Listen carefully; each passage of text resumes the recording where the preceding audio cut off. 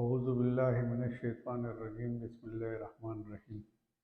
ګرانو ملګرو، مشرانو، کشرانو، څنګه ټیک ټاک؟ امید لرم چې ټول به ښه او الله مو خوشحاله ساته.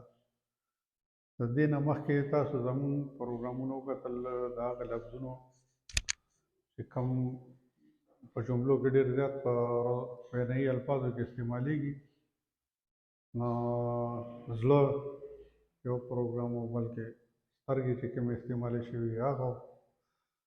اوس هم هغه لفظونه راغونډ کړي، دا هم د خوند لپاره او د په خوند کې پښتو زده کړې لپاره، د پښتو د جملو د محاورو متلونو نه او روزمرو نه یا وینایي الفاظو نه خبرېدل دي. په دې چلونو به زه تاسو ته پښتو ښیم، نو زه کوشش کوم چې خوند پکې پیدا شي. دا اوس هغه جملې موږ راوړي دي چې دا خیرې دي، خو دا خیرې نه دي. دا هغه خیرې دي چې خیرې نه دي. لکه اوس که مور ماشوم ته لګېږي چې میراث مشې راشه دا کار وکړه، میراث مشې که دی وایي چې میراث شي نو بیا خیرې شوي. دغه هم پښتو کې بیا کوي، خو چې اولاد ته سړی کوي بیا ورسره د عمل لګوي. میراث مشې دا داسې الفاظ دي، نه دې کې هغه مینې هغه عنصر هم شامل دی او وړوکي له زورن هم ورکول دي یا کشر له زورن هم ورکول دي. د هغې دپاره دا دی میراث مشې. دغه شان چې دی دا بل مړ مشې،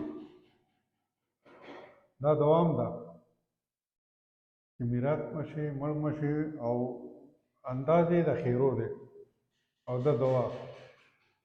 دغه شان دا هم کشر ته وایي چې مړ مشې راشه، یا مونږ چاته وایو چې مړ مشې. ظاهر مشې، ظاهر مشې نو هم عامه پکې لګېدلې دی، دا یې نه دوا جوړه شوه. خو که څوک یې چاته وایي نو دا د خیرو په انداز کې ویلې کېږي، انداز یې د خیرو دی او د دوا. اوس چې مور زوی ته کارېږي یا لور ته کارېږي نو هغه ته سټکورې مشې، سټکورې مشې، سټکورې مشې، لکه سټکورې کېږي هله چې وسوځي. دا مو ورسره پښتو کې ورو وضاحت کوو. سټکورې هغه څیز ته وایي چې وسوځي، په اور یې وسوځي، لکه د څاروي دا خپې دي یا سر دی، دا د کورونو کې په دې اور ایښي، هغه څرمن ته سوځوي، هغه بویو کې ډېر تېز، نو چې هغه وسوځي او تک تور شي نو هغې ته سټکورې وایي. دا ورته وایي سټکورې مشې. حالانکې د دې په ځای دوام کولی شي چې الله دې خوشحاله کړه، ژوند دې ډېر شه، دا خوشحالو شه، خو دې کې غصه شامله ده. خیرې په غصه کې کول دي، په یو چا باندې کار کول او هغه له زوره نه ورکول، نو دا ځکه استعمالېږي. لکه اوس موږ ورته وایي یا وړوکي ته وایي چې میراث مړیه، میراث مړی، دا خو لکه دی نه که نه. اوس دا وایي چې میراث شي یا مړ شي نو بیا به خیرې. نو میراث مړیه دا هېڅ شی نه دی، خو دې کې هغه غصه، هغه تیزي شامله ده، هغه پکې شامل دي، زوره نه. بل ځای کې وایي خوار مشې، نو موږ په دوا کې هم وایو خدای دې خوار مه کړه، خوار مشې. خو کله چې مور پلار وړو له زوره نه ورکوي نو دا ورته د غصې په انداز کې وي چې خوار مشې، لکه خیرې هم نه شو کولی نو دا ورته ووایي، نو غصې هم پکې سړی شي او دوام وشي. دا اکثر مور زوی ته وایي یا چا ته وایي کشر ته جارو مړیه راشه. اوس جارو او مړیه د دې خپلو کې څه تعلق نشته، خو لفظونه یو ځای شوي او د غصې یو جمله ترې جوړه شوې ده، همدې کې هم خیرې نشته. اوس که ژوندي ته مړی ووایې نه، خو مړی نه دی که نه، ژوندی دی. بل دی وایي مخکې خاورې مه شه، دا هم دوا ده. خو دا چې وایي نو دا چې کله مور غوسه شي نو هغه داسې وایي. خاورې مه شه، مخکې خاورې مه شه او راشه دا کار وکړه. دا همدغه ده. ښه مونږ چې کارېږي کشر ته نه یا سړی پلار یا نیکه چې ماشوم ته کارېږي نو ورته وي سرکوز یا. اوس سرکوز یې خیرم نه ده، دوام نه ده. او سرکوز یې مونږ هغې ته وایو چې کم باادب وي او سر یې ښکته نیولي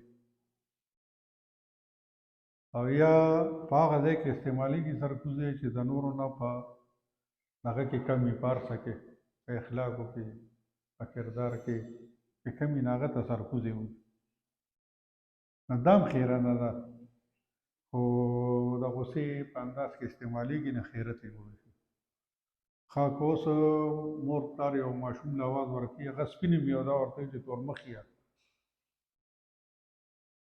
نو دا خو زموږ په وینایي الفاظو کې روزمره کېږي که نه، کورونو کې دا مونږ اورو تورمخ یه، نو دا هم خیره نه ده.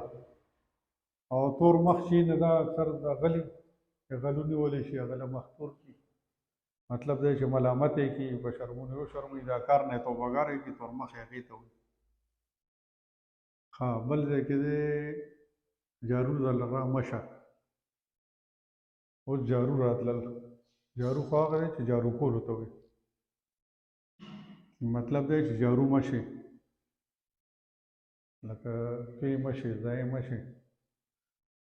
دا همدغه ده، خو چې کله مور یې وایي نو به یې په خیرو کې وایي او به پرې خپله غوسه وباسي په دې الفاظو.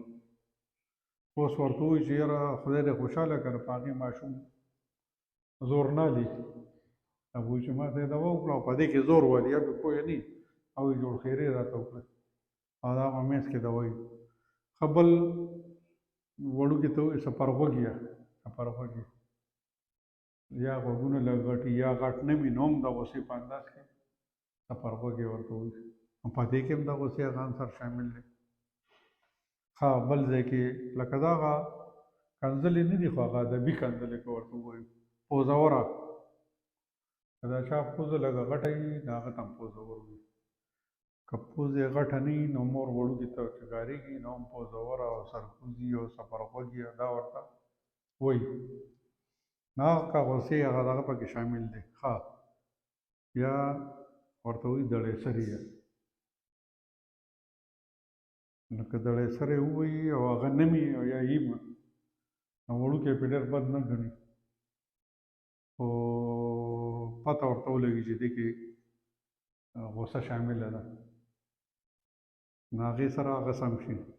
ښه خوارسټی، خوار هغې ته وایي چې وچ کړه شي او سر پرې غټ وي او مری نری یا سټی نری، هغې ته خوارسټی وایي. دې کې هم غوسه شامله ده، دا ورته ووایي.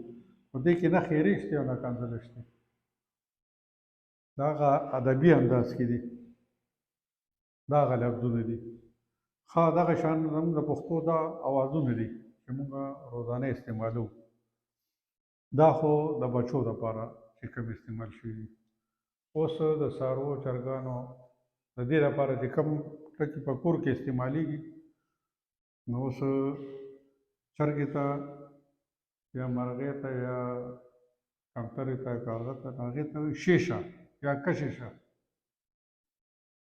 دا د دې دپاره مخصوص دي، شیشه کششه. ښه او که د سپي دپاره شي نو بیا ورته وایي چې کورشه، دا د هغې سپي ته دا نه وایي چې شیشه، دا د دې دپاره مخصوص اواز دی د سپي دپاره. ښه د پیشو دپاره چې دی پیششه یا پیشې، پیشو ته کورشه نه شي ویلی، شیشه نه شي ویلی، پیششه وي. او پیششه چې دی دا سپي ته نه شي ویلی، دا چرګې ته، منګي ته، مرغۍ ته نه شي ویلی. او بیا چې دی دغه شان څاروو ته که وایي کټې شه، اردو کې به ورته بل شان لفظونه وایي او په پښتو کې کټې شه. ښه اوس چې فرض کړه مرغۍ ځان ته راغواړي نو دې دپاره مونږ دا لفظ دی مخصوص، تی تی تی تی، یا دا مونږ هم وایو او پنجابیان هم وایي په دې شل باندې هغه دغه هم پوهېږي هغه چرګانه چې داسې اواز وشي ناره شي او که دا دې ورته وایي چې کشې شه یا شې شه نو هغه به وتښتي. دا د هغې ژبه ده، هغې سره د هغې په ژبه کې دا زموږ د پښتو خپل لفظونه دي چې ما تاسو ته ولیکل. او امید لرم چې دې نه به مو خوند اخیستی وي او دغه شان نورو خوندورو پروګرامونو لپاره به انشاءالله راځو. چې کوم کسان نه وي او هغوی په لومړي ځل زموږ دې چینل ته راغلي دا چینل سبسکرایب کړئ، د ټلۍ دا بټن ورسره هم ووهئ چې بیا تاسو زموږ د نورو خوندورو پروګرامونو نه خبرېږئ او د خپلې رایې نه هم په کمنټ کې خبروئ. ډېره مننه، خوشحاله اوسئ. د الله په امان.